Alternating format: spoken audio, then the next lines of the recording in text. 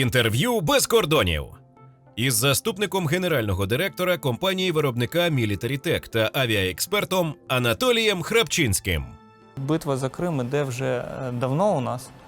І, в принципі, слід зазначити, що у нас непогано виходить.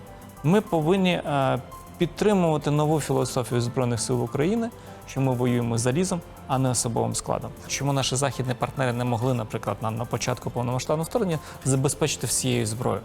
Їх ВПК теж стояло. У 2009 році я вже звільнився з повітряних сил, маючи пенсійний возраст.